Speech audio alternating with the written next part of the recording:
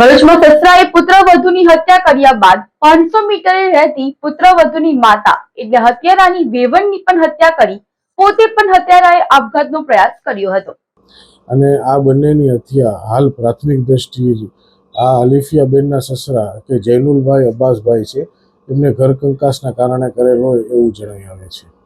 હાલ બીજી તપાસ ચાલુ છે। બનાવની મળતી માહિતી અનુસાર ભરૂચના કોઠી રોડ ઉપર બુરહાની ક્લિનિક ચલાવતા ડોક્ટર યુસુફ જનોરવાલાના પ્રથમ માળના મકાનમાં તેમની પત્ની અલીફિયા યુસુફ જનોરવાલા હાજર હોય અને કોઈ અજાણ્યા ઈસમે તેને ચપ્પુના ઘા ઝીકી હત્યા કરી હોય અને તે દરમિયાન મૃતકનો પતિ ડોક્ટર યુસુફ જનોરવાલા અન્ય ક્લિનિક ઉપર ગયો હોય અને તે દરમિયાન ઘટના બની હોય અને પોલીસ કાફલો પર ઘટના સ્થળે પહોંચી જતા અલીફિયા જનોરવાલાની લોહીથી લથપથ લાશ પ્રથમ માળના રસોડામાં પડી હોય, જેથી પોલીસે તપાસ શરૂ કરતા મૃતકની માતા શહેનાઝબેન નમકવાલાને ફોન કરતા જ તેના ઘરમાં પણ તેના જ ઘરમાં તેની હત્યા થઈ હોય, જેથી પોલીસ કાફલો ફુરજા કોર્ટ પારસી રોડ ઉપર મલબારી દરવાજા ખાતે દોડી જઈ જોતા મહિલા શહેનાઝ નમકવાલા પણ મૃતક અવસ્થામાં હોય અને આ ઘરમાં જ જૈનુલ અબ્બાસ જનોરવાલા હોય અને તે પણ ગંભીર રીતે ઘવાયેલા હોવાનું સામે આવતા તેને સારવાર માટે ભરૂચ સિવિલ હોસ્પિટલ ખાતે ખસેડવામાં આવ્યો હતો।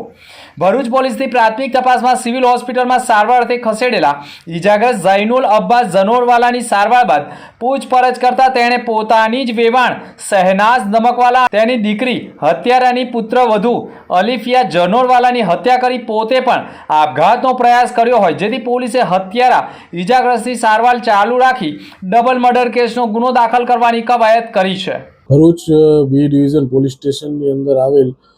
કોઠી વિસ્તાર તથા